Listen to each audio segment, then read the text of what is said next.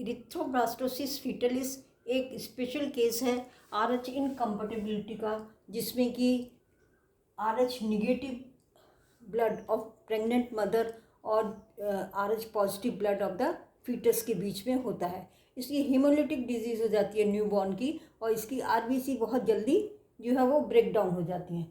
तो इसलिए ऐसा कैसा पॉसिबल है, मदर RH निगेटिव है और जो फीटस है वो RH पॉजिटिव है। ये तभी पॉसिबल है जब फादर उसका क्या हो, RH पॉजिटिव। तो इस तरह से ये RH निगेटिव जो है ऑफ स्प्रिंग होने की संभावना होती है।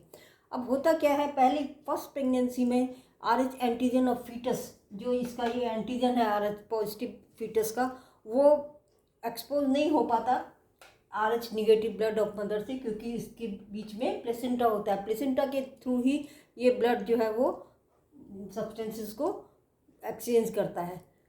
इसलिए ये जो है सेपरेटेड रहते हैं। मदर का RH निगेटिव और फीटस का RH पॉजिटिव ब्लड जो है वो सेपरेटेड रहते हैं।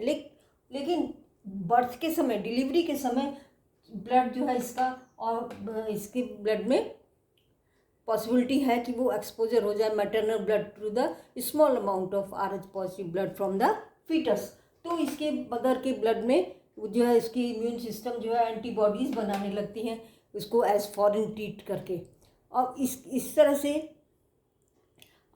Antibodies against RH antigen mother के ब्लड में आ जाती हैं। अब जब सब्सिक्वेंट फ्रीक्वेंटली हुई, सेकेंड प्रेगनेंसी हुई, तब मदर के ब्लड में ऑलरेडी एंटीबॉडीज़ हैं, प्रेजेंट हैं, और ये जो है जब ब्लड जाता है फीटस के ब्लड से मिक्स होता है, तब जो है वो ये इसको डिस्ट्रॉय कर देते हैं, जो RBC है उसको डिस्ट्रॉय कर देते हैं, और इस तरह से ये जो बहुत सीवियर एनीमिया या जॉन्डिस हो जाती है, और ये फैटल भी होता है। हीमोलिसिस RBC की हो गई, इसलिए ऑक्सीजन कैपेसिटी कम हो जाती है, कैरिंग कैपेसिटी, सीवियर एनीमिया हो जाता है, जॉन्डिस, और अंत में ये फैटल हो सकती है।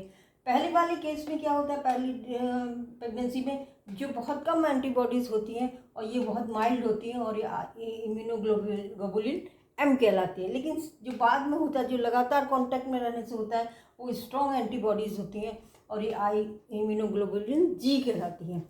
इसको रोकने के लिए क्या करना पड़ता है कि जो मदर है उसको just after, immediately after birth, उसको RH एंटीबॉडीज़ के भी एंटी वो दी जाती हैं, जिससे कि वो जो आगे जो है उसमें एंटीबॉडीज़ ना बने।